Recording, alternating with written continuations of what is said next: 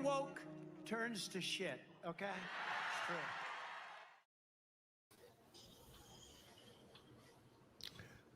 Welcome to the DragonShip.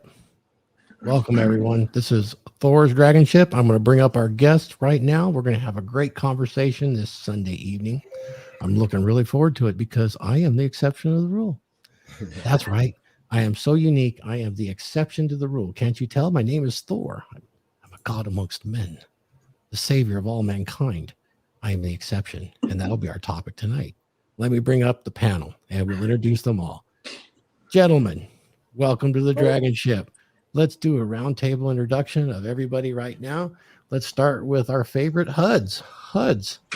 Happy to be here again. HUDs. I'm a dating coach, and I work with these great men, all things red pill and otherwise, and just happy to chop it up once more. Fantastic, HUDs. Good to have you on board. Glenn Lawrence, how come we're not seeing your face today? What's up, brother? Yeah, man, I got some camera issues. I'm trying to sort that out. That's why I keep on muting myself so you don't hear me juggling cameras. But I'm Glenn Lawrence. I am an actor, a writer, a red pill actor and writer. I had to make sure you guys understand that. Creating, some hilarious red pill themed dating movies. So we might end up using HUD's book for some info for that. But, we're out here just with these guys. Just, sharpening iron, trying to get better every day. And the best way you can do that is when you get with a group of guys that challenge you. Yes, these are the men. Glenn, you're so damn handsome. You got to get that camera fixed. We are now also broadcasting live to HUD's channel. HUD's, did you mention your channel's name? Well, so I need to get a little bit more screen time before they give you like an official end of it. Okay. Technical stuff. But yeah, as Thor was saying, what we're doing is we're going to be streaming to everybody's channels as we can, and it's going to be great for reach. Yeah, absolutely, and we'll be able to interact with everybody on those comments because we'll be monitoring our comments as we start to answer questions and things like that. And Glenn, what's your channel? Is it at Glenn Lawrence? What is the name of your channel? Glenn, the name of your YouTube channel? Lost Glenn. Okay. No worries. All right. Let's continue with our introductions. Mark Daniels. We'll start broadcasting to Mark's inspiration next week. How about that? Yeah, sounds good. I'm Mark Daniels, YouTube, Mark Daniels, Mark's Inspiration. We talk about relationships and basically any kind of challenges you have in life because I've had a lot of experiences in life. I've been very fortunate. I have 9 kids. I've had a couple of marriages. I've been through the divorce machine, and so I can help you there too. I'm an author. I have two books published on Amazon, Coming Back Home, The True Adventure of Mark Daniels, and The Power Is Within. And I'm working on a 3rd book. I got inspired by Afi the other day. I was supposed to be out there to meet him this weekend, but that was a long story. I went to the airport. My flight was a month away. I scheduled it wrong or something, so I'm here today. But you can find me on Instagram at Mark's Inspiration, and I have a website, marksinspiration.com, if you want to find out a little more about me, and we offer a private consultation services there. Excellent. So let's go ahead and Laurent, can you unmute, introduce yourself, and give us some background? And while you're here, man. So my name is Laurent. I'm French. I live in Japan, and behind me this is Hokkaido mountains. So we here, like you can't see them, but there are deers over there. Been 27 years in Japan. And financier, and we're doing the plunder under the auspices of Thor and Alex Hudson. Excellent. Thank you. Yeah, we'll forgive it. There's a little bit of background noise there, but look at the beautiful trees back there. Lawrence is out of Tokyo. He is a great addition to this show. We'll get him eventually in a nice studio here, so it'll look good. Get him some good lighting so that he looks handsome. And we have a new member of the DragonShip, my good friend Joe from Proud Masculine. Introduce yourself. Give us a little bit of background for you. You and I have known each other for a few years now. We've been peers for quite a while.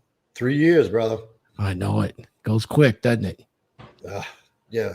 Don't blink. But it's been good. And, you and I have seen some pretty big, impactful growth and transformation in this space. You've been along with me through my journey. I've been along with you through yours, some ups and downs but it's been good. Anyway, I'm Joe, a proud masculine. I'm in the business of making men, helping men, developing a masculine mindset, embracing that masculine core. And it's not just, dating's a part of it, but there's so much more that goes into it. I'm a fitness trainer, a personal trainer, among other things. I have a little business that I just opened and I'm starting up. It's doing well. And, my brand, proud masculine. And it's, my past, my history, and what I've been through. And my goal is to help men learn these truths without becoming bitter and using it to their advantage. Sure. I'll just kind of bring everybody up to speed. You and I have worked hand in hand with Jonathan MLD. We've done some coaching with those guys right there. You run your own coaching website, and you're also a martial artist, a red-pilled man, and you coach men on relationships as well, right? And self-improvement. Relationship recovery. Jiu-jitsu enthusiast, practitioner. Yes, sir. Traditional, not traditional. Oh, sorry for that, but that's okay. I'll show you something one day. I'm sure you would. You'd whoop this old man, huh? I don't know, man. You are the exception, Thor. Well, I'm the exception, right? Yeah, I mean, God amongst men, of course, but it's all good. Joe, I'm glad to have you here. Thank you so much for joining us, and you're a welcome member. You got a lot to add. Thank you for having me. Let's see. We also added Phil Foster. Talk about a stud of a dude, man. This guy. Introduce yourself. Tell us a little bit about your background. You're a red pill guy. You definitely in the fitness space and the relationship space. Tell us about it. What's up, gents? Hope everyone's doing well today. I'm on mobile. I'm not in my studio, so bear with me a little bit. You can find me at philfosterfitness.com. You can also find me on Instagram, Facebook, and Twitter at philfoster_. I got a men's community. I train guys. I'm a hormone protocol specialist, so I help guys get optimized and get their hormones back in the right direction.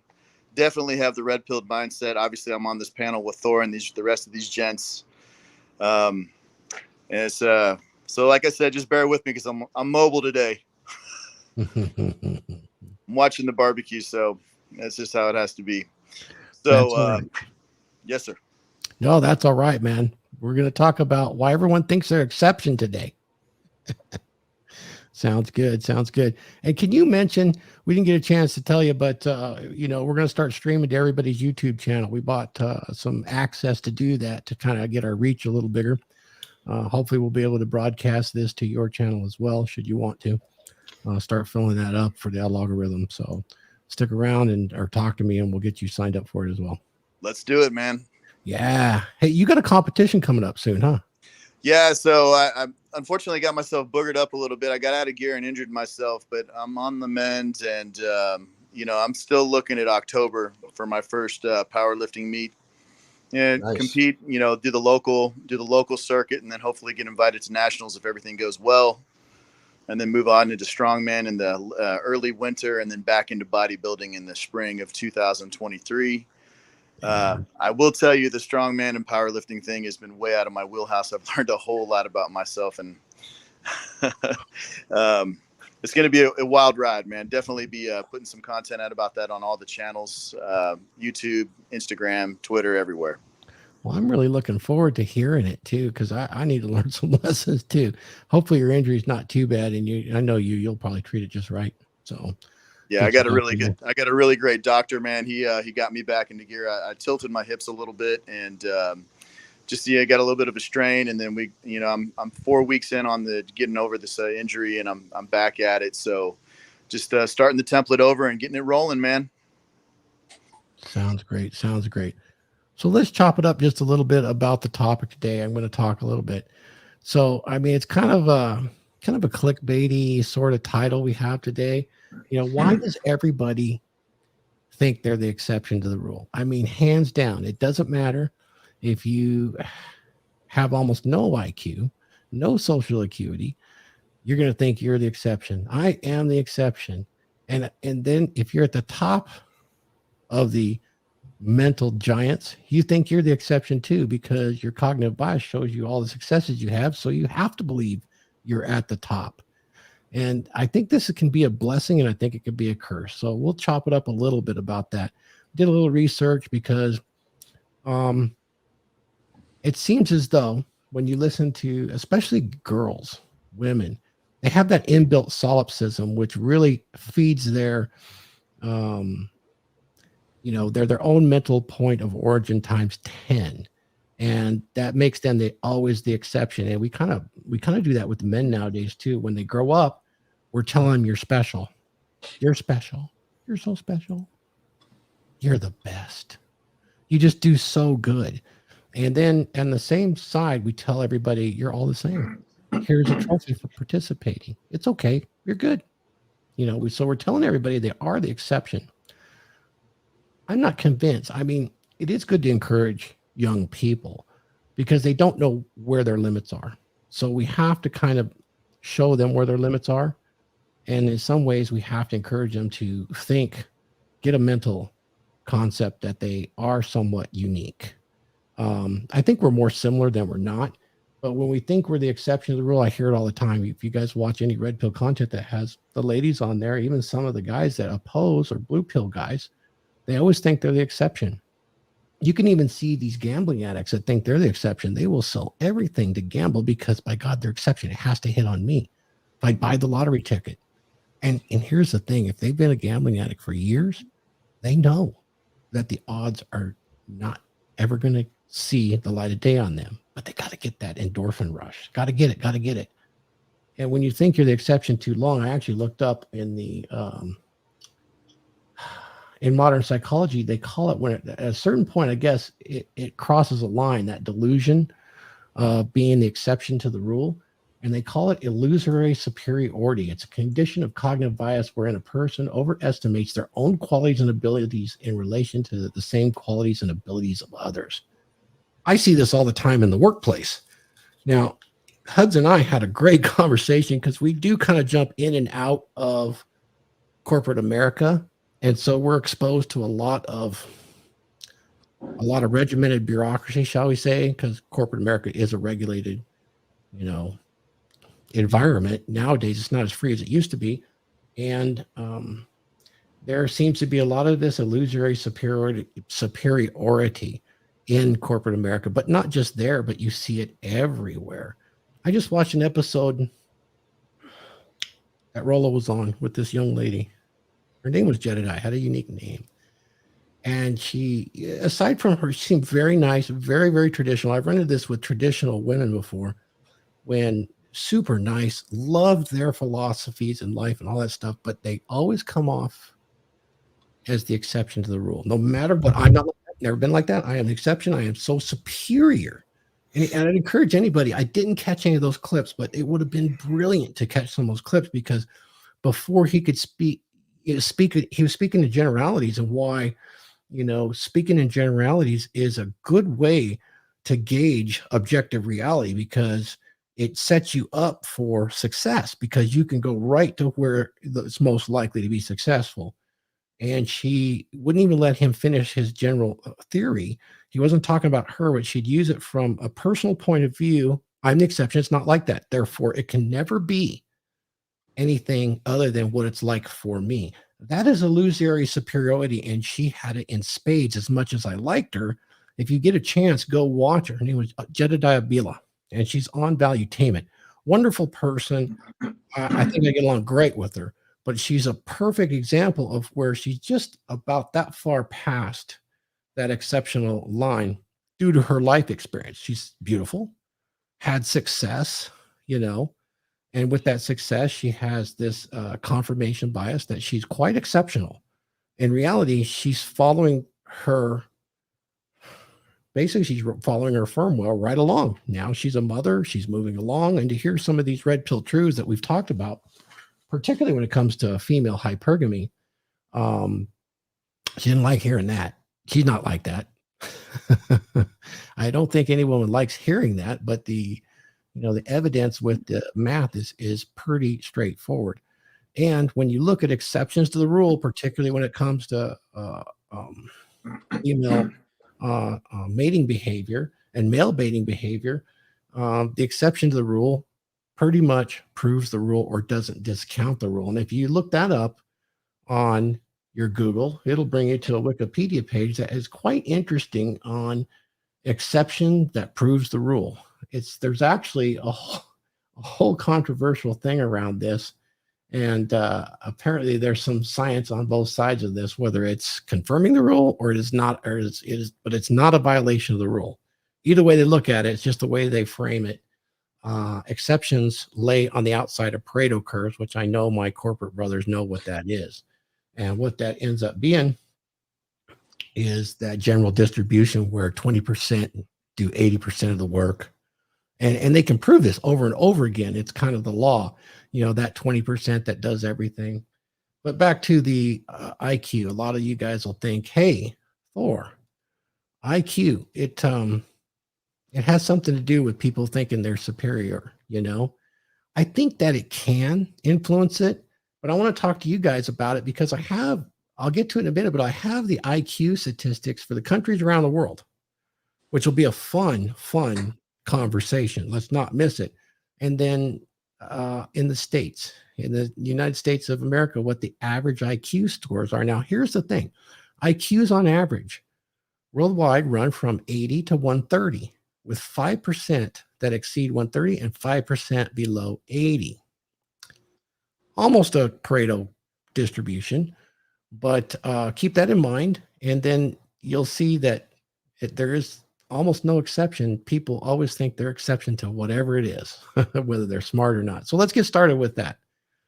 Hud, you've got a couple of things you want to say about the IQ that you run into recently?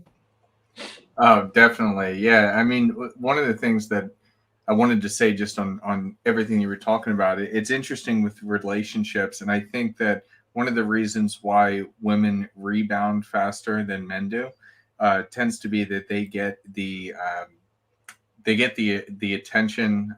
They can get somebody else so much quicker than a guy can. Guys get so tied into things, and I don't know. It's just that's an interesting topic we can dive into. But if we'll stick to IQ, yeah, no, I've been seeing it a lot, and it's crazy. The deeper I get into the weeds of working with executives and whatnot, and understanding the entire company structure, how many people just don't do anything. And then it blows my mind how they still have a job. And the reason why they have a job is because they're not argumentative. They just kind of don't do anything. And by not doing anything, there's no agreeable. Yeah. Yeah. Which is interesting. You're in the tech field, right? I am, yes. Yeah. So I'll get this started. with the IQ thing. The average IQs. Let's do one for countries. Anybody have an idea who was surveyed when they looked at all the IQ testing? Who was the number one IQ on average in the world? Anybody have a guess? Japan? India. Glenn? China. Not America. Not America. Lauren, do you have a guess? Top IQ in the world, country. I think we lost our buddy Laurent, but it is Japan at 106.48. I guessed it. Does that mean I have a high IQ? Think so. You're the exception to the rule, aren't you? I'll take it. Yeah, exactly. How much was it? It's 106.48. Taiwan, 106.47. Singapore, 105.89. Hong Kong, 105.37. China, on average, 104.1. South Korea, 102.35. Then we got Belarus, Finland, Liechtenstein, Germany, Netherlands, Estonia, Luxembourg, Macau, Cambodia, Canada, Australia, Hungary, Switzerland, United Kingdom, Greenland, North Korea, Slovenia, Australia, Iceland, Denmark, Belgium, and the United States. North Korea beats our ass. We're at 97.43, gentlemen. We used to be at 100. So there might be something to this. So since we're having so much fun, Lauren, did you know that Japan had the highest IQ on average on the planet for human beings? I didn't know per se. Well, I didn't have the numbers, but I suspect that they're smarter. They're socially smarter. yeah. What year did you emigrate? 1990, permanently 1995, I think. Yeah, I can see that's 1995. where the curve goes up quite a bit. There you go. There you go.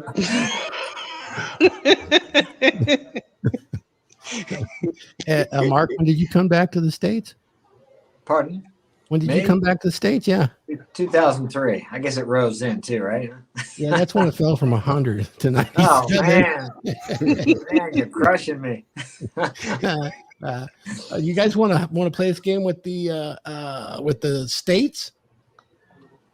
I With would the States. love to. I Right? as we were saying behind the scenes earlier, this entire thing blew my mind, and it makes me really demoralized. But the more information I can learn, the better. Okay. All right. How about this? Let's do it in reverse. Name me the top 4 stupidest states with the most tards. Neil Young in 1973 had this wonderful album called Harvest, and he sung this song called Alabama, to which Lynyrd Skynyrd replied with Sweet Home Alabama. So I would put it probably somewhere. Alabama, you think Alabama? Okay. These are 2 songs back to back. Okay. I'm going to say New York, California, Washington, Oregon, maybe. Those are my 4. We talking the lowest or the highest now? The lowest? I said the dumbest states. The Oh, okay. dumbest. I'll say Arkansas and Tennessee is 2 of them, maybe. Mississippi. Yeah, that probably falls in there too. Montana, North Dakota, South Dakota, and something else random in there. Maybe, I don't know. Yeah, I just decided to throw an advertisement. Let me look here. Hang on. I got to hit the back button. Anybody got some more guesses on the lowest? Got it right here. What state are you in, Mark? Oh no. Oh, Missouri. Okay, you're good. Let's put it this way. Number 1 with the lowest IQ is Mississippi. Oh, you got it, Hud. It was Louisiana. Oh shit. yeah, been there. California. Or should I say Clownifornia at this point? I'd surprised to be California, really. Yep. Really? You don't want to know. Well, it's bad. I don't agree with IQ of what they do. 95. Average IQ of 95. Mississippi 94.2. Louisiana, number California 2. 95. Not a good thing.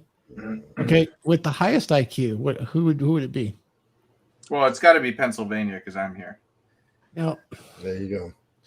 how about Massachusetts with 104.3 on average? New Hampshire at 104.2. Vermont 103. Isn't Vermont the free state or something like that? Live or die.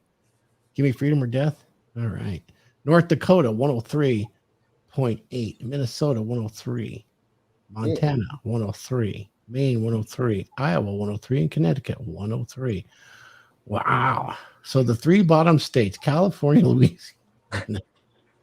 Oh boy, and Mississippi. Good. I'll tell you what though. That Northeast, that makes sense to me that they would be in that upper echelon, because you have a lot of wealthy people that live up there, and so it makes sense that better schooling, more strict on certain upbringings and whatnot.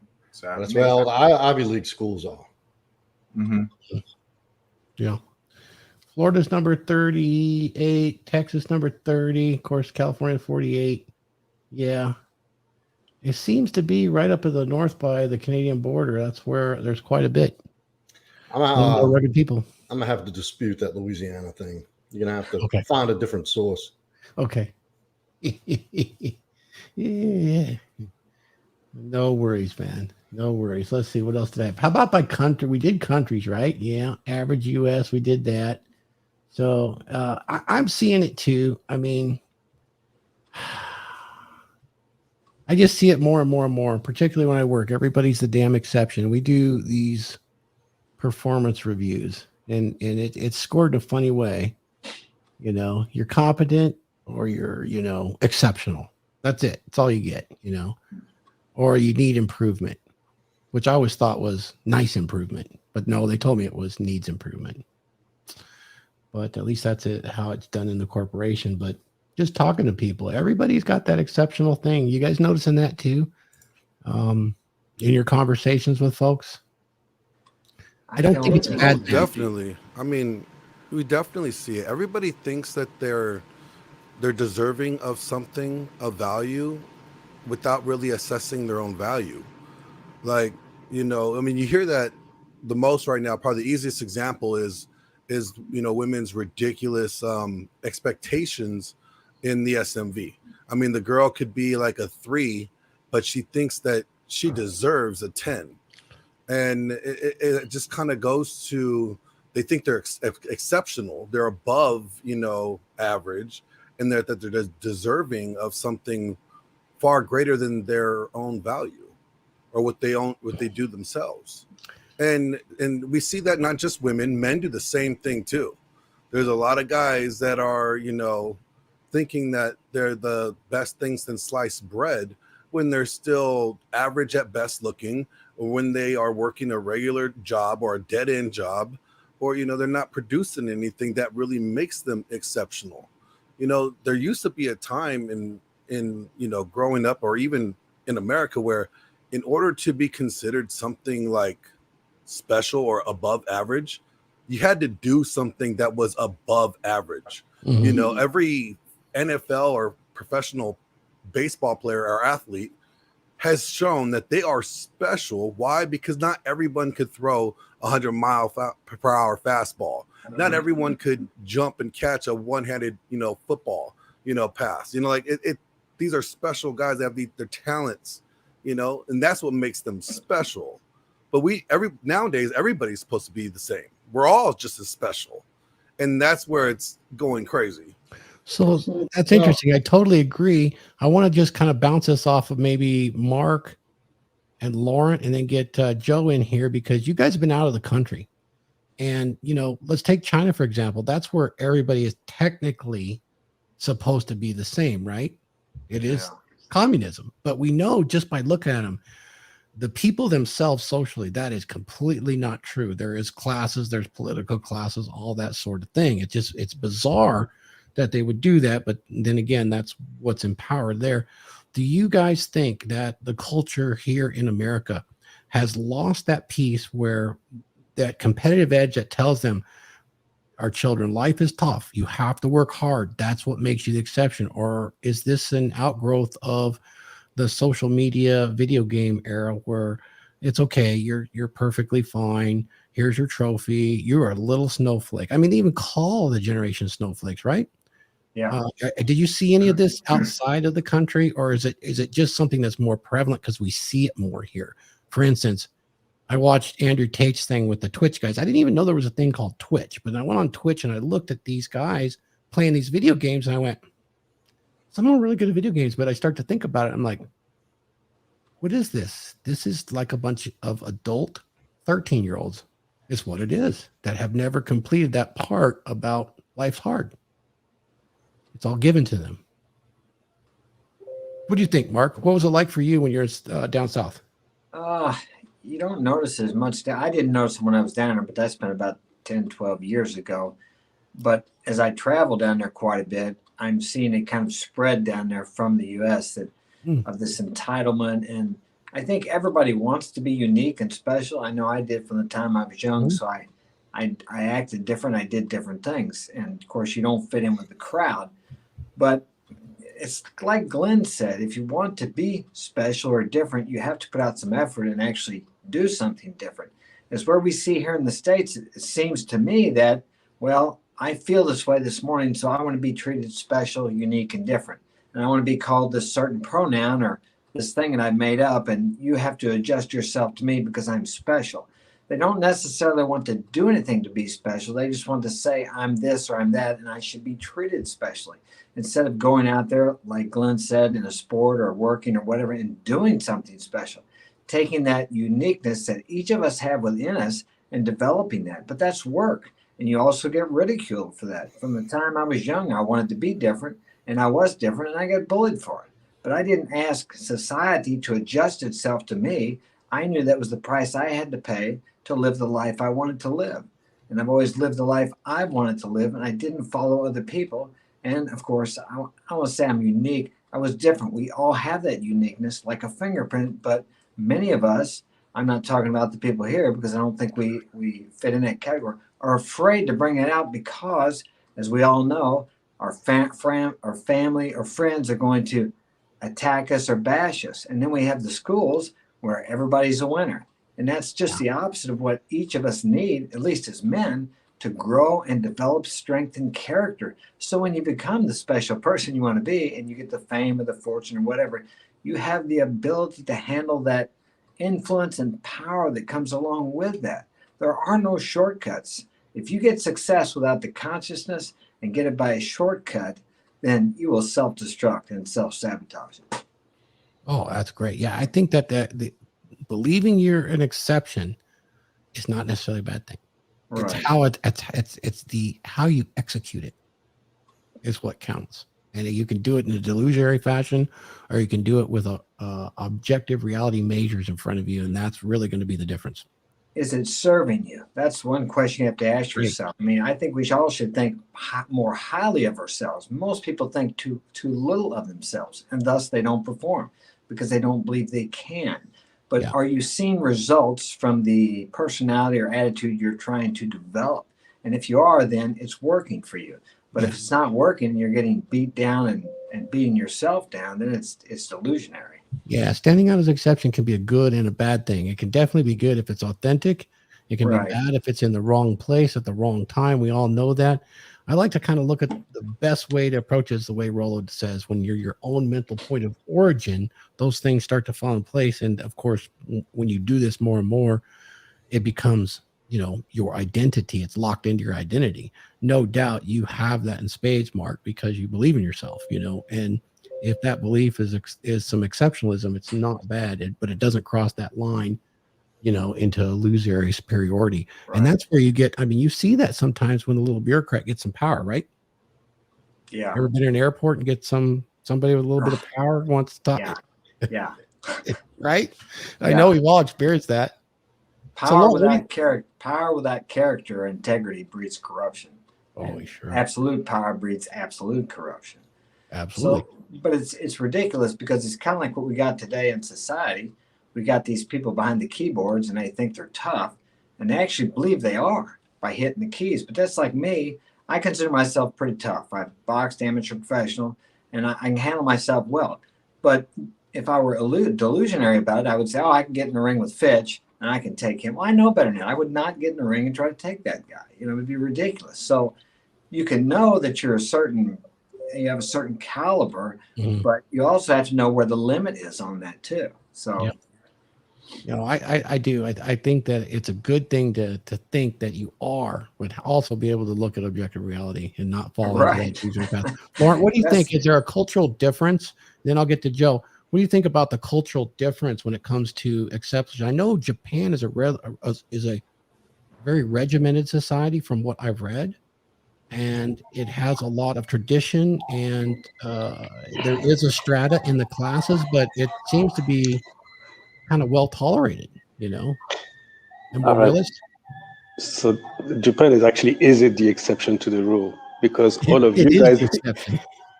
all of you guys think individually you're the exception to the rule, whereas the country here, as a society, the Yeah. country favors homogeneity. So actually standing out, there's a proverb for this. Yep. Derukui ni utareru, which means like the nail that stands out needs to be nailed down. So if you stand out too much, it's actually bad for the group. So there's very strong homogeneity.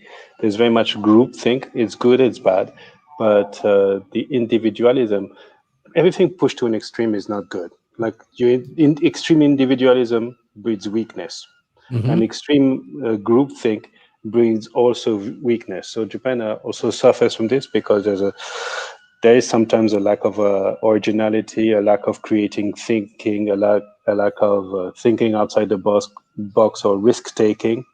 So there's also another proverb, three proverbs that we had so far. So deruku utareru, which means like if you stand out, you're going to be nailed down. Another one is like minna watareba kwa kunai. If everybody crosses the street, it's safe. And then the third one is ishibashi tataite wataru. So you tap the stone bridge, which is already pretty sturdy, pretty robust, and then finally you cross. So it breeds conservatism, it breeds risk aversion. But at the same time, when it moves, Japan, for instance, is terrible at responding to sudden crisis. It took, for instance, a lot more time to respond to Corona. But then when they got it, they just left everybody back in the dust. Like they sent everybody back to the Stone Age. I think that was probably the right call, though. If we're looking at it from, in hindsight, that was a really good approach. I mean, I'm all about individualism and excelling individually, but I'll tell you what, I would be nothing without my network. So I'm also nothing without the men on my dragon ship sailing away to plunder a foreign land.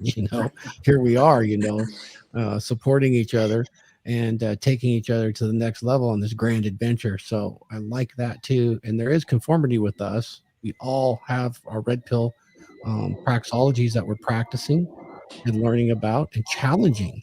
Man, that's really interesting. Yeah, I think Japan, there's lessons to be learned there. Like I said, weakness, but a strength, if you're the outlier too much, or if you fall into that space where you have some illusion or superiority, unless you have power that goes with it, you're going to get hammered down. What was that again? Say it slower. What is that proverb? Derukui utareru. So if you're the Deyuku nail that Atadu? derukui, so that the nail that stands out, Yep. utareru, gets Okay. bashed down. Yep. That's right. So I'll write it down. I'll send it. I'll write it down and send it later. Yeah, no worries. See, a guy like me that has a hammer, every problem looks like a nail. Mjolnir. Every problem looks like a nail. Reminds me of the nail on the forehead. You guys have seen that with the girl in the backyard. There's a lesson there for sure. I've used that as an example before. Earlier on, you were talking about the corporate world. So in the corporate world, there's something called the Dunning-Kruger effect. And I mentioned it in my book, like algorithmic short selling with Python. So the Dunning-Kruger effect is you're so far out, so incompetent that you actually think you're good. You're so that you think you're good. So I see that in trading. We see that with CEOs. So for instance, CEOs, they always surround themselves with bozocrats. Bozocrats are bureaucrats, which have only one word: yes, sir. So they surround them with this confirmation bias, and they're so delusional. Like it's the Kodak effect, for instance. Yeah, we got the right strategy. So they turbo drive themselves into the wall. And interestingly enough, we see that at the very high end of the strata, and we see it at the very bottom end. Like, as you mentioned, like ignorant ladies thinking the rows of threes, the legions of three thinking they're 10, and the CEOs thinking that their shit doesn't stink anymore. They are so far up the layer cake that they think their shit doesn't stink anymore. That's very common here. It is very common. Yeah. We used to call them brown nosers here, but they're the kind of guys. I've been a manager before, and it's not good. It's not good to have employees that all in lockstep all the time, because you end up with cognitive blindness, and those are the kind of guys. We also had another axiom for them. We always said that if the boss makes an instant right turn, their neck will break. Oh, anyway, let's get to Joe. Bad joke. Well, I think it's a societal thing. I remember when I was coming up that you had to earn your place. Like nobody, and I think that generation changed along with my younger brother or the next generation, to where, everybody, like, you get that reinforced from the home, like, oh, you're so special. I've seen it in many different areas. One was like my son playing travel baseball. Everybody thought that kid was fucking Derek Jeter at 7 years old. And, they were the best thing ever. And, I've seen it at work in a corporate environment where these younger guys have come in and, like, they want the corner office. top pay, all the spiffs and benefits, just because they got hired, haven't proven themselves to be anything yet. And, feeling deserving of the senior group and where I used to train. Status. Yeah, I used to train guys, and this is like really simplified, but it's just a small example. Like when I worked in a refinery, you had to earn a place where you didn't have to do as much work. The hardest stuff, the lower down guys had to mop. You got to put your feet up and sleep, watch movies, do stuff like that. It took a little while. You had to prove that you were part of the group, that you were part of the tribe, that you were a contributor, and that you could keep up, that you could contribute, that you added value to that group, that situation, whatever it might be. And, these younger guys would walk right in and they want all those benefits. Where do you think this entitlements come from, Joe? Look around. I mean, social media, look at what Glenn said about these, below average chicks. They get so much validation and all this attention and validation from whoever these losers are who fill up their comments and inboxes with queen and beautiful and like it gets to a point where they internalize that shit after having absorbed that for so long. They actually begin to believe that stuff. I think there's a meme out. I know it is. I'm going to probably jack it up here by saying it's like the loser does a little bit and thinks how much of a break he needs. And, the winner's mentality is, they do, they do all this work and do these great things and wondering what they did wrong, what more do they have to do. And that's becoming a foreign concept, that you actually have to earn your place, sure, there are unique things about each and every one of us, but that's something you learn through life, through going through life, through failing, through succeeding and experiencing and winning and losing. And and I can't put my finger on why people walk into something. I mean, some people just have that, I don't know, it's a form of narcissism, maybe something along those lines. Well, certainly have an entitlement that's coming up, and it's becoming pervasive, just not the younger generation. No, I've seen it. Well, and then it's upbringing too. You have older people who've grown up, and it's your peer group as well. If you have a whole group of people confirming that, yeah, y'all are all awesome and special, even though they're not shit, they're average at best, that's their reality. They stay in that little bubble. Yep. I try to stay away from politics, but it's going to come up because when we're talking about this, there's a lot of elements that pervade every level of society. If we're here, all ages have realized that if they vote the right representative, they now have the keys to the treasury. When we were locked down, a lot of money was issued to people, and we had more in our savings accounts than ever before. Now we spend that money. It drives inflation up. The value of our assets is going, is inflating, and certain things we don't need is deflating. It's a really strange thing to observe. I know Lauren is paying very close attention to this. We do have the plunder, and we're kind of analyzing, the guys are kind of analyzing the psychologists. We're in a place where we haven't been before. At least it looks like an inflationary, deflationary cycle, because people are going crazy with entitlement. And that's where I believe it all came from, is this entitlement has spread, and it's spread because of corporate America. The worldwide tech companies have broadcast this. I mean, YouTube, thank God, I love them. They're woke, and I love wokeness, and wokeness is wonderful, but Google runs it, and the censorship is incredible because the woke narrative is a narrative of entitlement. It changes the language, to say, oh, you're against the illness, the cure to the illness works, and we have heads of state saying it worked, but then they get the illness, and it doesn't make sense. The lies are pervasive, this entitlement thing, just, listen to what we say, go to sleep, spend money. It reminds me of that movie, They Live, where there's actually this entire class of aliens that nobody sees. They're completely blind to it. Just what was it this week when we talk about entitlement? We've got so much stimulus that, people feel they're owed, a comfy life, a very comfy life, because we're the exception. We shouldn't have to, at least I think that may not be stated in such, but everybody kind of believes it and feels like it. We had 2 consecutive quarters of negative GDP here in America. In any country for the history of since we have tracked these things, we consider it a recession. Okay, so it's a recession. We admit it. We do things.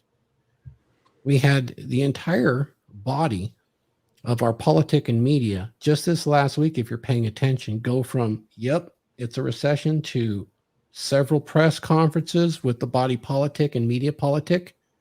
It's technically not a recession. It is a transition.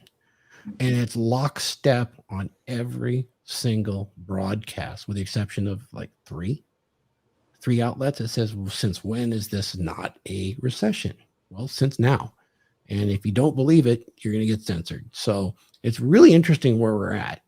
What do you believe? I think it all stems from this entitlement. There's an entitlement here. And when you take entitlements from people, they get really antsy, and that's where that illusory of superiority is. I know best, I should get these things. Anyway, I went off on a rant on Joe, but I heard No, Joe. but I wanted to jump in on that real quick.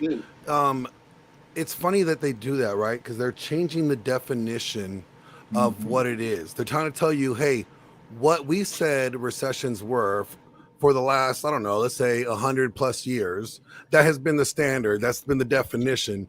But now when it's inconvenient for us to do that, we're going to change it to something else.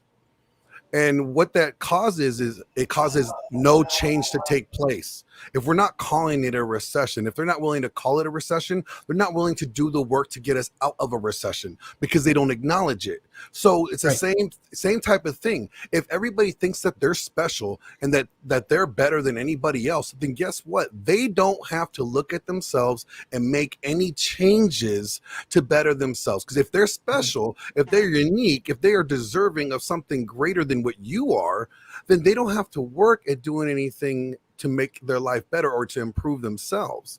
Yeah. And it's funny that the thought kind of correlates together, is that this woke, people think that they're special, but these are also the people that don't know what basic biology is, but they're special.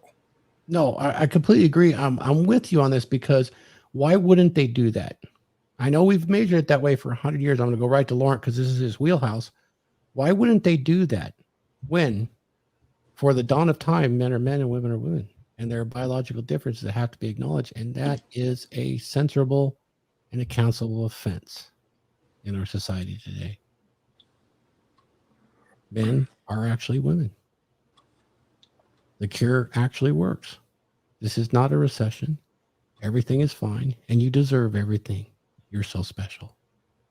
They're changing language on us. Oh, and men, you should be completely vulnerable in order to be authentic self, so that women will want you, which is 180 degrees opposite of how it actually works. They just want you to be a little bit transparent and sensitive.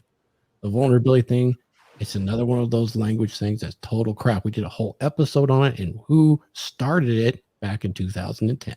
Crazy that it's grabbed a hold of woke mentality. But it almost seems like a conspiracy to limit the population. That's for another day. Laurent, what do you think about this? I mean, they're changing the language so it's not a recession. I know you want to jump in on this. This is yours, baby. You're steering this. What do you think, Laurent? Thor, how dare you? Financial misogyny. Misogyny? How dare you? I know, right. I know our little Swedish gal. I know. I'm a bad boy. How dare you? I'm actually a good boy, but I'm a bad man. There you go. So the idea there, Leon Festinger, 1962, cognitive dissonance. When your actions don't match your thinking or your discourse, what do you change? It turns out that actually changing your actions to match your discourse would be the right thing to do. But it it's difficult to do. As resident Brad Pitt, Tom Cruise actor Glenn said, it's hard to do the work. So the thing that we default to in this day and age is, instead of doing the work, we default to changing the discourse. So we modify all this. Now, as far as, are we in a recession? Well, it's pretty proven that we are. Now, do we want to admit? No, because the cost of it will be tremendous. And there's so much leverage in the system, as we saw in the plunder. Like when I saw the mortgage-backed securities bought by the Fed, and I love sailing. Yes. This is the And kind of chart that I love to. So what do you think about that yield? I mean, it first time, right? Yeah. So I love sailing, and I love to watch. I should watch that chart every time I go sailing, so that I know I don't need to take a crap for a long time.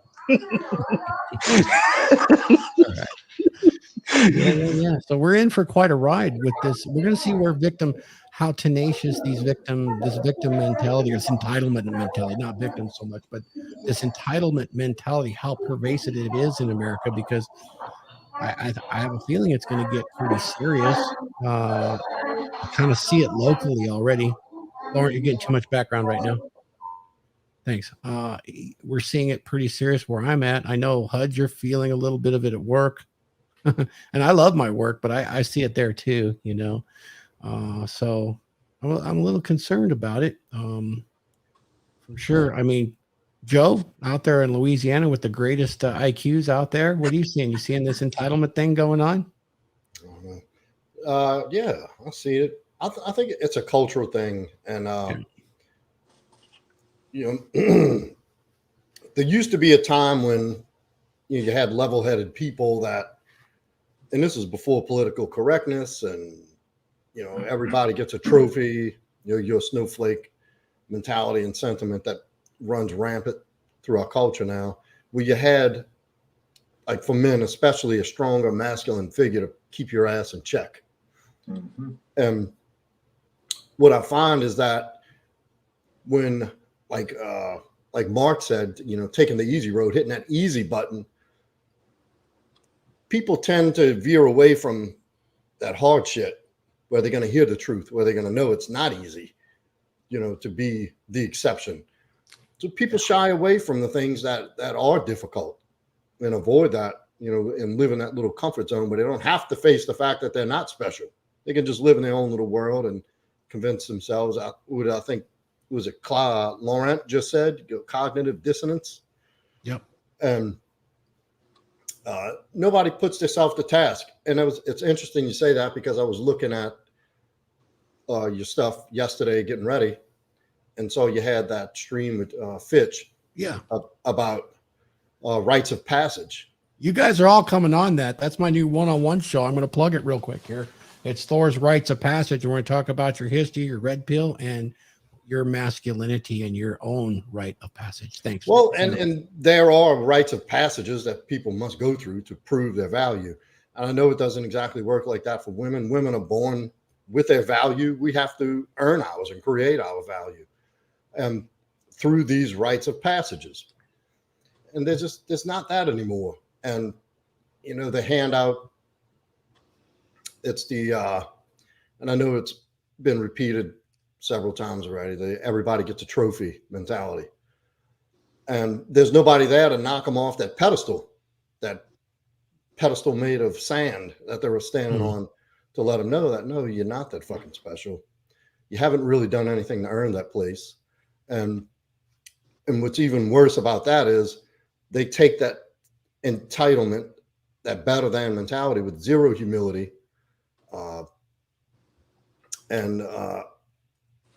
and it's, in their mind, the scary thing is that it's real to them. But there's nobody there to put those people in their place anymore. You can't say, the honest truth anymore. You can't say, no, if you have a vagina, you are a woman anymore, without being chastised and deplatformed and lose your job. Like, there's serious consequences now for putting those people in check and putting those people in their place.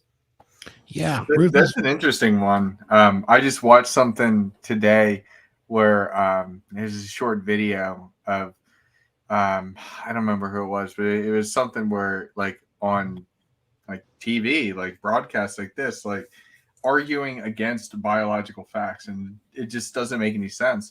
And one of the things that's interesting is that you're finding it in, if we talk about like corporate America, some of the people that have been there so long, just because of their time, then all of a sudden they're smart and they know more than you.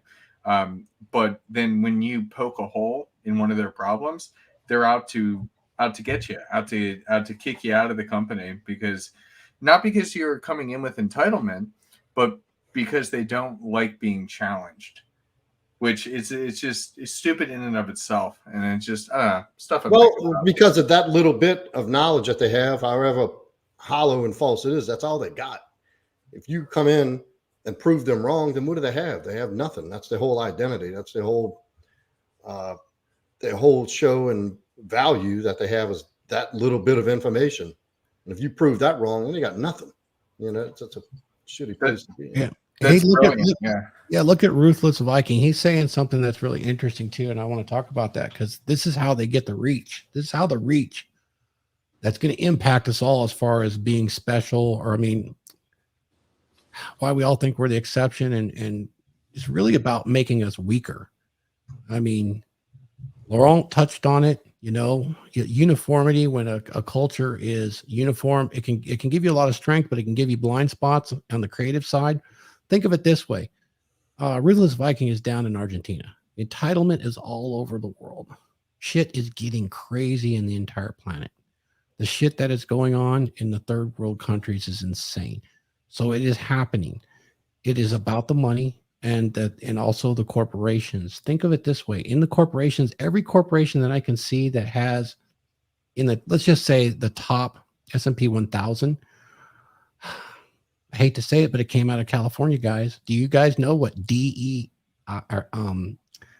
is right now?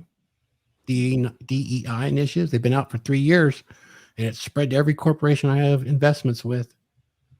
Diversity, equity, and inclusion programs. Yeah. I mean, it is. And they're blessing all the rainbow people. And these corporations, look, the technology is fantastic, but they're international. They're meeting all over the world and initiating these programs. It is spreading extremely fast. And most people are invested in these corporations. And you saw what happened when Elon Musk called out a corporation, Twitter. I mean, it's very likely there is robots pressing this DEI issue, which we're calling wokeness. But there is hours-long training. There is affinity groups. You guys know what affinity groups are? This is to position employees so that they can gain promotions. It's a way to cover whether merit is the real way to achieve success within a corporation. Why are they doing it? Because I think, look, if you're good, you're good. It doesn't really matter. And you know, think what you will about someone like Musk, but you know, his statement in California and his reason for leaving was a lot to do with DEI. And he is hated for it. And he's being opposed by our government right now with all his endeavors. In Tesla, he was not invited to the Electric Car Commission, the leading manufacturer that just broached $1 trillion in value right now. And they weren't invited, but his comments, because of California, where this had come about and spread throughout the entire nation, is this diversity, equity, and inclusion program. Sounds great. Look, our strength Sounds is like affirmative action. It's kind of like that, but it's kind of worse because affirmative action was good. It gave you the opportunity. Equity is not that. They want, they want equality of outcome, which means if you don't have the merit, it doesn't matter. You still get the trophy, right? And it's being expressed. This cannot be good if free competition is allowed. And I think, I mean, look at the rainbow people. They're so diverse. Bless them. They're happy people. I don't have an issue, but when it's that diverse and that individualized, it's like Laurent said, it really weakens the entire communities. It weakens us all. Love their creativity though, but what are they producing?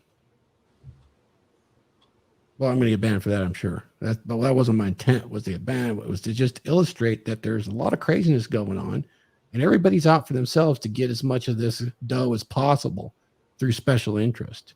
And I just saw Ruthless Viking there in Argentina. And of course, they're being affected by this too. He's seeing it too. So it is worldwide.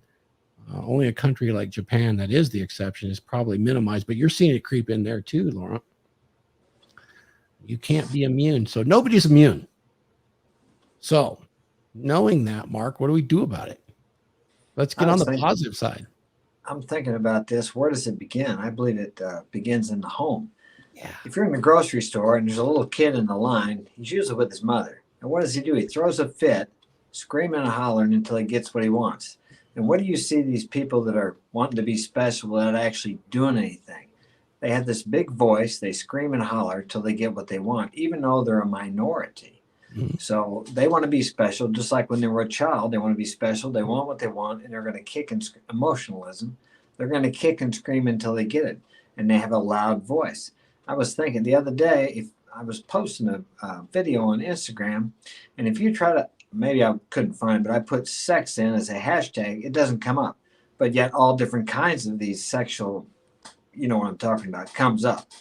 The different varieties. Okay, that doesn't come up.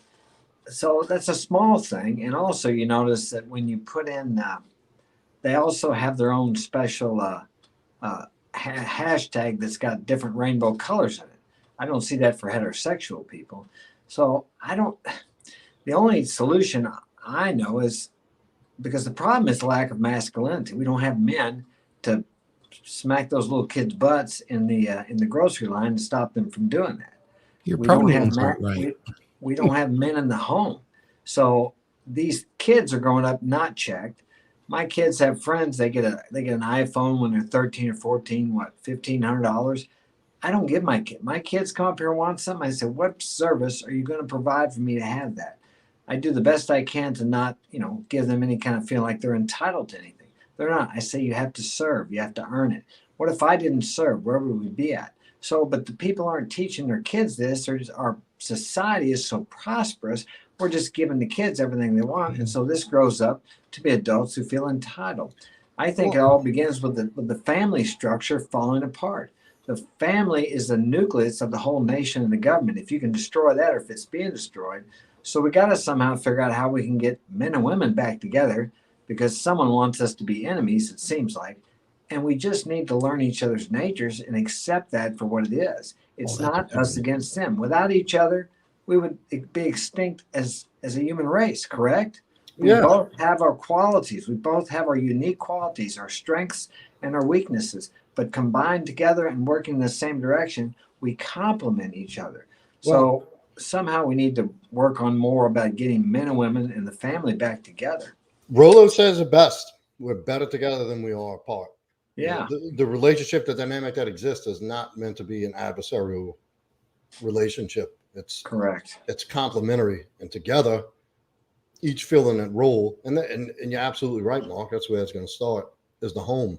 Mm-hmm. And if you see, it may be a growing number of this, the growing, this bullshit wokeness, but there's also what's, underneath, with nobody, with obviously they're not going to show. There's a growing number of people who are getting fed up and are starting to think more like, what is this bullshit? Why does people are waking up to it? People are starting to see what the beer virus is really all about. And, starting to see, they changed the definition of a recession on Wikipedia. They changed it to completely rewrite the narrative. Oh yeah. Make it seem like, give it like a soft, like you're fucked softly. And why wouldn't they? Nobody's fat now. Well, let me ask the question. What do you guys think the purpose of them changing the definition is? To keep people subdued, to keep nobody from asking why. Why is this happening? Why do you keep it? What are you going to do to fix it? They tell them, well, we don't have a problem. Why wouldn't they worry about it? Well, it's to avoid accountability. If they admit that they're in a recession or we're in a recession, then our leadership has to admit that they dropped the ball somewhere. Yeah. When nobody wants to do that. Who's the first person to raise their hand and be like, "Oh, hold me accountable"? Yep, I fucked up. That's me right here. Yep, get me. Nobody does that. You don't see that anymore. They're trying to change the terminology to avoid accountability, And then if they don't, that means if they don't say it's a recession, they don't got to fix it and they don't have to answer for it. See, Glenn just hit it. Ownership is what's lacking. And that's why when you own it, extreme ownership allows you to be the exception. You know, you could be the exception both up and down. Why wouldn't they change the language? They've been so successful with it in the last 30 years in changing the language. It's an example everywhere we turn. Men are now women, you know. Listen, do what I do, not what I do, what I say, not what I do. I mean, they're changing the language constantly on us. And yeah, definitely got to teach ownership. We don't even do it with our children now. It's extremely popular when you're raising young kids to let them cry, let them throw their fits, and outweight them. You ever see that in the store yet? I bet every one of you have. Oh shit! Let them throw a fit, throw things around. Oh, stop it! Oh, stop it! Just a kid. Just a kid. Don't worry, he'll be done in a minute. And that doesn't give them any realistic idea of. They start to learn how to manipulate and that they deserve things, and it's a really dangerous place to be. You know, when babies cry, sometimes yes, you want to console and find out what it is, but when they learn that they can cry just to cause problems, then you need to come in the crib and let them cry it out. Sorry. Part of the problem is, though, the parents are afraid to do anything because of the societal laws. I was just going to say that. Nobody wants to do the uncomfortable shit anymore. Nobody wants to be the bad guy. Nobody wants to say the uncomfortable truth. Yeah. I'll be the bad guy. I don't care. I'm the bad guy. The kids, they love me for it. They love that I've been the bad guy. You're going to learn one way or the other. Like, either you're going to let your kid be a shit. Yeah. And they're going to learn as they get older. Like it doesn't work like that, and they're going to learn the hard way, and it's going to be a difficult road. Or you have an opportunity, even I believe as an example of older men who've had life experience, who have the awareness of what we have now. It's our responsibility to even see that shit and say something if it's not our kids. And I don't mean, you know, correct somebody's 2-year-old in a line at the grocery. But I mean, if as younger men in your area, like at the gym and like, I think it's our place to say something. To have, I agree. I absolutely do. And I have nephews that we have these talks, these uncomfortable talks about, you know, what it looks like and what it's going to look like, what it really is, what life really is, and what it looks like to earn your spot, and some of the things you're going to have to go through, and some of the things you're going to experience. Absolutely right. We got to start with the family, Joe, and with everybody. The family's where it starts, and we have to take full ownership of the rites of passage, not only with our children, but with our wives too. They have some rites of passage to become a good wife and mother, and we should shepherd them through all of that. And if we're serious about that, that will come back to us in spades for sure. You know, I was doing some research on the rites of passage. I think that's super important because it gives people a real sense of earning a place in life and earning skills. It's hard to learn skills. And if you learn them, you have a reason to have an exception. You're above the standard. And while it was very common for men, we've made it equal and we've stopped doing it. Sports might be a place to do it, but we have to do that with our daughters too. And I'm going to say this, they had rites of passage. It was different than men. And I want to ask the guys that have been out of the country, at least in Latin America, and Ruthless Viking chime in here too. They had something in Latin America where, you know, women are very feminine there. Men are very machismo, masculine. But the women had a recognition of when they became women. I think, you know, somewhere around they started their menstruation or something. I don't know all the details, but they called it a quinceañera. It's where the entire society recognized them. But it wasn't just a big party. It was about them recognizing their responsibility and ownership as a woman to themselves, their society, and their family. Am I wrong on that? Is that right, Mark? Yeah, 15 years old. 15 years old, quinceañera. That's when they become a woman, and they're a woman. They're ready for marriage or kids or whatever. Because the optimal time for a woman to have children is between the ages of 15 and 25. That's correct. In the old days, if a woman was 23, 24, the older women would start telling her, beware, you're going to become an old maid. They realized that they need to be having kids. Of course, back then they would have more than 1 or 2 kids a lot of times. So, but really to have a large family, which a lot of people had back then, you need to start when you were younger. And now as you guys know, the agenda is, oh, you got plenty of time. Have your career, have your fun, have your life. And then by the time you're 30, there's studies that prove that you've lost 90% of your eggs by the time you're 30. and the chances of having a problem pregnancy go up dramatically. So that's the facts, but they're teaching that you need, or they're pushing women to have the career, that's the most important thing. And that we see how well that's working. I don't think it's working too well myself. Great for the tax people who want the tax money and consumerism, but not too well for the family. As we see, it's breaking down, putting their kids in daycare, and then going out there to make the dollar. Yeah, there's a lot of that where we sub out, we subcontract out raising our children. That's kind of an issue too. So that's where it starts. That's where we get this positivity. You know how the Dragon Ship, we like to navigate in a more positive place on this. And I'm just going to comment on a couple of things because I think in order to be positive, I want to get us close, and we'll wrap up in about 15. But think of things. If I was going to offer any sort of positive advice here on thinking you're the exception, is you should think you're the top G, but you have to own it, and recognize the fact that reality states some primary laws that you need to be aware of so that you can use it to your advantage. We talked about Pareto curve, right? Pareto principle. And just to go over it's the 80-20 rule. Everybody knows the 80-20 rule, right?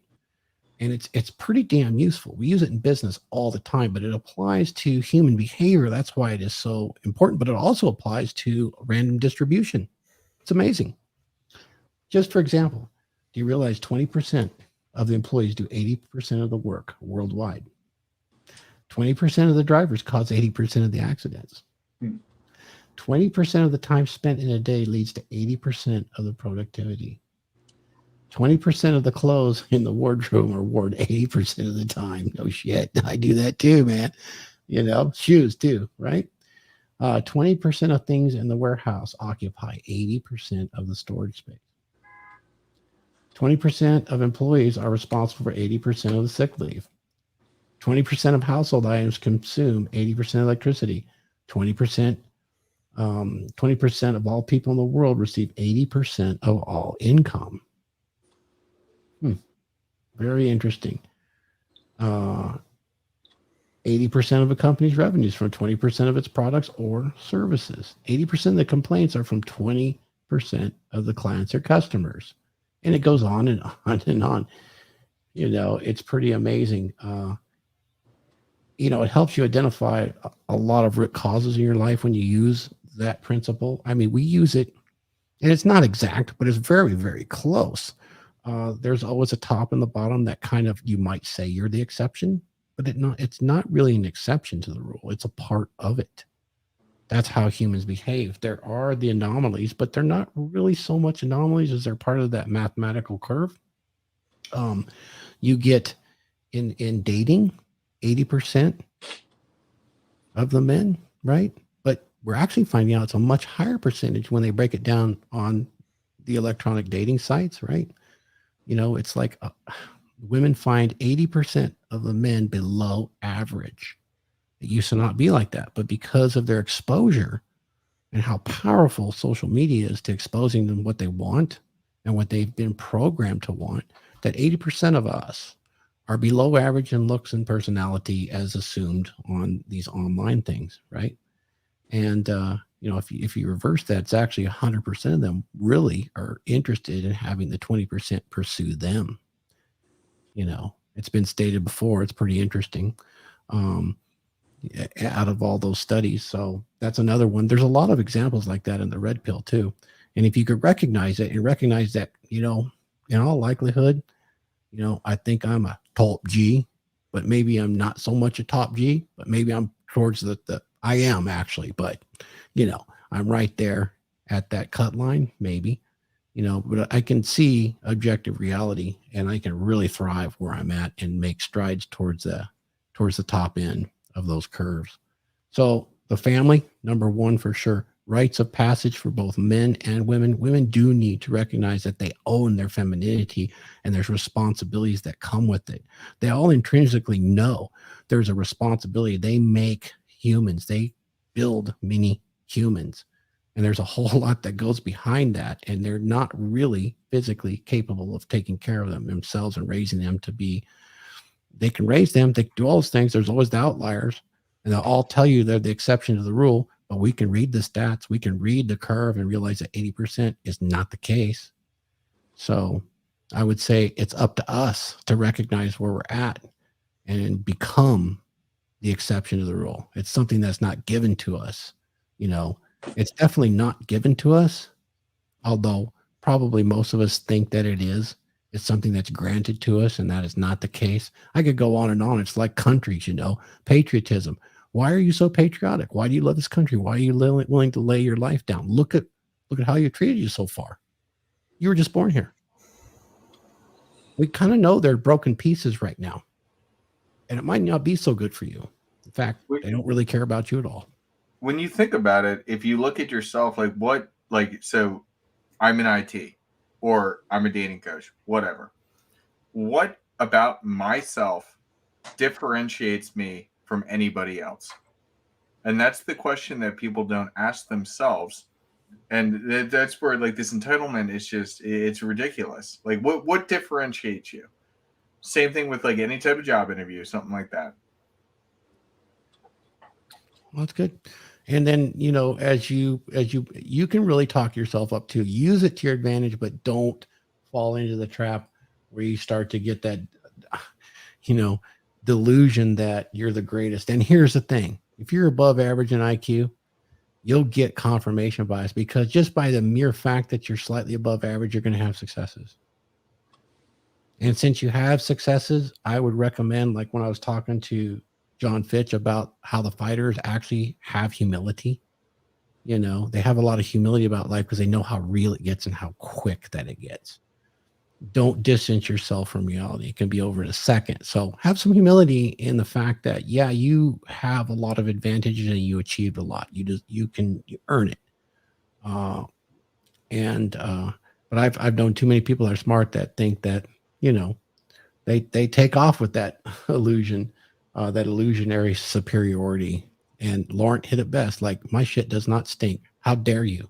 How dare you? You know, how dare you? Yep. And I've seen it here in California. As I go down towards Huntington Beach and some of the other upper areas, like, you know, I'm sure they see it. Yeah, the bike Nazis. You ever see the bike Nazis right on their bicycles? All the guys that got their bike panties on, and oh, they get mad, man. You're on a loud motorcycle, they don't like you because their shit don't stink, and they're on those fancy bikes where they spend 10, 20,000. Have you seen that, Huds? I know exactly what you're talking about. Most of them are high up in the corporate ladder. Yeah. It's funny as heck. I've seen them scream at people because they're so here. That is what I'm talking about when it comes to illusionary superiority. In real life, they get folded like, you know, a cheap set of cards, you know, and it's tossed everywhere. But they have a little bit of illusion of power, and it goes right from them right to the person at the airport that has a little bit extra there, and he's going to show you that he's in charge. You know, so brush it off. You know, let it roll off you like the water off a duck's back, and know that you have ownership. I think ownership is what takes you to the next level. When you've achieved ownership of your life, your identity, and the direction that you carry yourself in every day, you move in a certain direction. You don't need to tell anyone that you're the exception. They all see it. Exactly. That's what you are speaks so loudly. Yeah, what you are speaks so loudly, I can't hear what you're saying. I think the solution is what you're doing right now, Thor, and what the rest of the men here on the panel are doing, plus as the gentleman from Louisiana, is it Joe? Yes, sir. Okay, I thought that was it, but is to reach out to these young men that need to be mentored because they are lost. As you guys know, I got the kid that got 6 kids under 22 years old, 5 boys, and I see it firsthand. These kids have no direction, no masculine role models. The parents are sometimes both gone. They're completely lost. They don't know what to do. So what are they being fed with or programmed by? Social media and the agenda of what we're talking about to go along with all this word changing and societal programming. So what we need to do as men is reach out to every young individual we can and try to help them to navigate these treacherous waters of growing up. My kids even tell me that I think I grew up in the 60s and 70s. I think it was one of the best times to grow up, except maybe the 50s might have been good too, but I don't know that. So, but the point is, they wish they would have grew up when I was growing up. And I think it was much easier then than it is now. Sure, they have all these things, but as far as psychologically, emotionally, and spiritually, they were better. It was easier growing up in my time. We had a lot of men, masculinity, guys hanging out, walking out in the woods, climbing trees, a lot of mentorship. Older men, the younger men were around older men. I know I was when I was growing up. So it was very different then. We weren't stuck in the room with a computer being programmed by this social media. Awesome. Speaking of masculinity, Joe at Proud Masculine, I know he's got to run. We're going to wrap in 10, but I want to give Joe a chance to make final thoughts on this. I want you to plug your stuff. I want to hear from you more because you've got a lot to offer. Talk about a guy that's gone through a lot of tempering and rites of passage. I can't wait to get him on rites of passage, something he's had to do a few times, and he's come out the other side an amazing man. Joe, can you give us your final thoughts on this, why everybody thinks they're the exception, and wrap it up with something positive we can do for ourselves to look beyond it? Absolutely. I'm all about solutions. You have to identify it as a problem to have a solution, right? But and let me apologize ahead of time. I have to bug out early. I have to be somewhere at 8 o'clock. And so, yeah, I think we covered enough as to why this has become a thing, this entitlement. And it's our culture nowadays. And it has to do what I'm putting my tinfoil hat on here. It's the higher up. It's a way to gain control over society. If you, and I think it was Mark that was talking about earlier, destroying the nuclear family, without anybody to lead, and then feminizing men, masculating women, and destroying the family.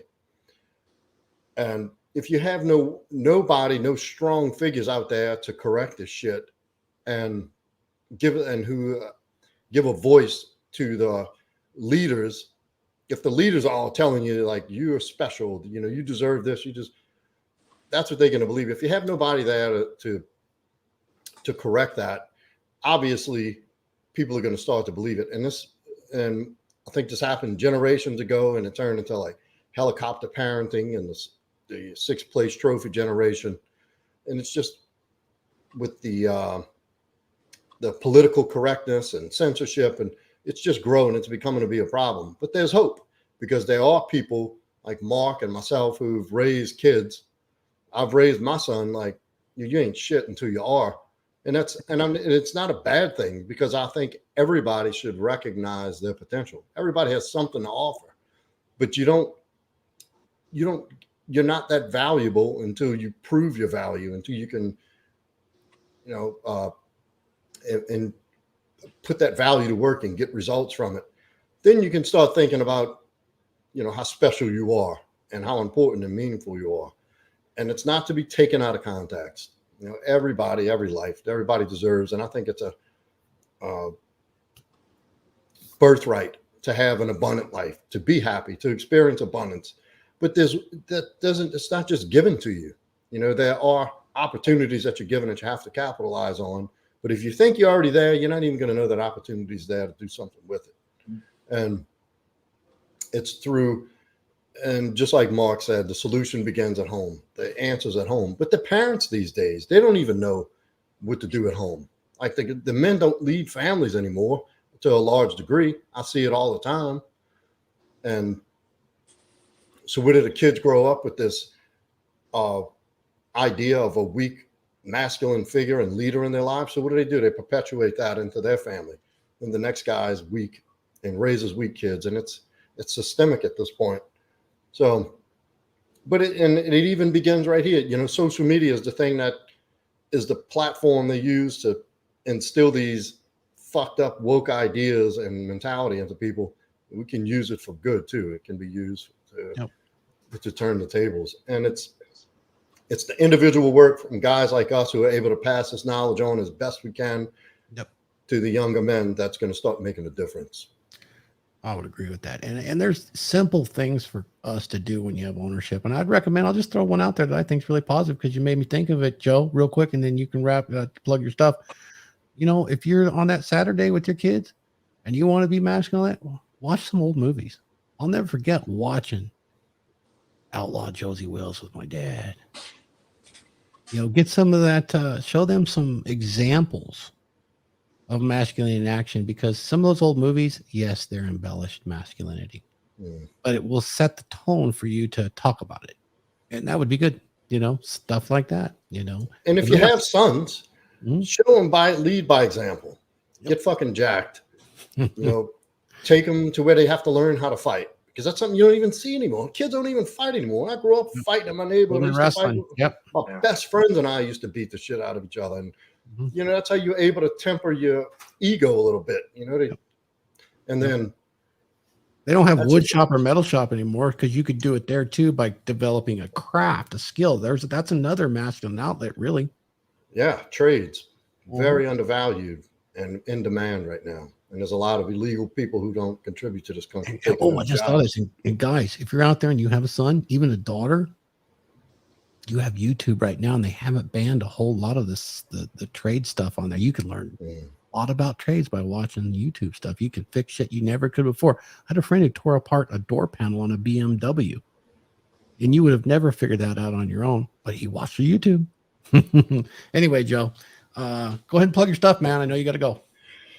All right, so you can find me at proudmasculine.com. You can follow me on Instagram at proudmasculine. My channel, Proud Masculine, very easy, not too fucking complicated. It's Proud Masculine. Plug it in anywhere, I'll pop up. And look, thank you again for having me on the show. It was great meeting everybody, and I'll look forward to coming back. Sorry I had to bug out early on you, man. It's all right, man. We're gonna now here. I'll just go ahead and announce it right here.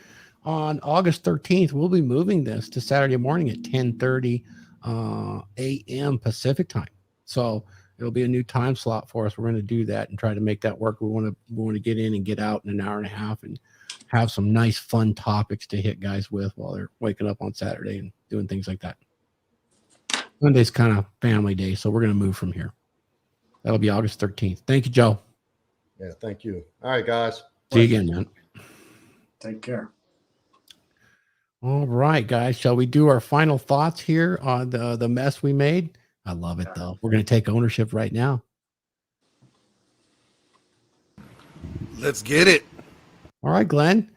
You gonna have a camera next time, buddy? You're such a handsome man. You know. No Yeah, I'll make sure my camera's actor and operational. everything. You know, I just been busy, and this thing just took a crap on me. So I'll make sure I get a good one set up for you guys next week. We got to chat offline too in the next week or so too. Well, I'm hopefully I'm going to be seeing you sometime next coming week. Okay. Take the motorcycle up. So let me know. Yeah. Give me a little notice so I get somebody here to deal Oh with yeah, the for personal sure. circumstance. Yeah, For sure. But my thoughts on this topic in general, like, what is the good thing? What are the pros and cons in all this? Well, one pro is that common sense is so rare that anybody with common sense seems to be exceptional, seems to be above average, because the bar has been dropped so low, that what used to be something that was difficult to obtain is now very easy to obtain just by having common sense. Another pro is that the sooner people realize that if they want to improve their status in life, they actually have to be willing to address their true, failures, or true flaws, where they really sit at when it comes to the scale of things, but until then, they're going to be in delusion. But the good news is that they don't have to be. They could choose to swallow their pride, and eventually, if they do that, they could be like Mark and write tons of books about his inspiration and how he got himself to the place where he is now. Or he could be like Thor, wielding God's lightning hammer. Or, he might have game like HUDs and, write a book and how to slay females in bed. Like, who knows? This panel is full of guys that are not average, that choose to be exceptional, but choose to do the work to hold that status. And then none of them were born that way. It required work. So when people need to realize that if they want to be different, they want to be special, then they have to do something that makes them special and worth creditable to be considered special. But that's all I got to say about that. Yeah, and we are broadcasting live to your YouTube channel, guys. Hit the like and subscribe. And if you're watching from Glenn Lawrence Presents, that's fantastic. Appreciate it. Thank you. We'll be doing that with Mark's inspiration next week. Mark Daniels, you have a good show yesterday, buddy? Yeah, it was pretty good. Yeah, I forgot what we talked about. We talked about modern 304s. That was the topic. 304s. That's the calculator thing. Oh, I got one here. Let's what was it? Oh yeah, of course. That's the calculator thing, right? Yeah, we can change words too, can we? Yeah, do the 304 and turn it upside down. Is that what it is? Yeah. Oh my gosh. Guys, if you don't know, Thor's DragonShip is extremely educational. We're all about mathematics, and we're showing you mathematics of male-female interactions right now. Now, I can't quite spell simp on here, but that'll be next. Yeah.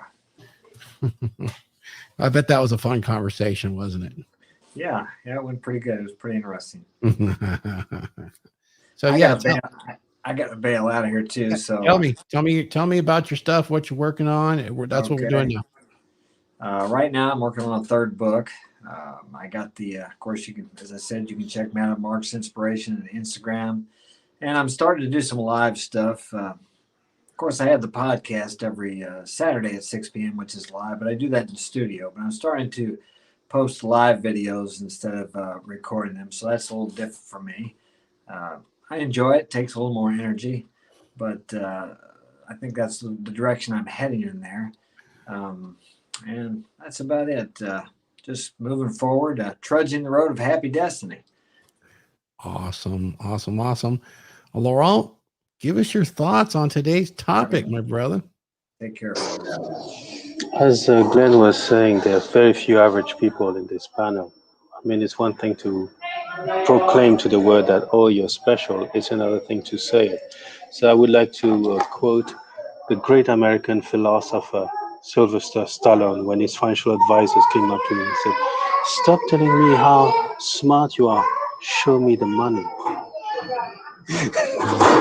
Prove with your deeds, prove through your deeds, prove through your actions that you're special, and people will recognize you. As Mark was saying before, stop saying. I mean, when your actions speak for yourself, you don't need to say anything. In my world, traders make two things: either they make money, either they make excuses. And I know there's a lot of noise in the room. No worries. But, We'll see you in studio next time, my brother. And we'll see you in the Thunder. I have to bounce Wednesday. off. Yes, I have to bounce off quickly. So if Alex and yourself want to chop it up quickly, we'll do that. We're going to wrap up with Alex right now. Yeah, just let us know after this. Yep. And we'll wrap up. Hud, you got any final thoughts before we wrap this up? Yeah, I mean, the only two things I want to say, blessed to be around men like you guys. We're on this ship together, and we're getting better every single day. The two things I want to mention, I had one of the guys in here, Andre, goes by a different name from one of the comments.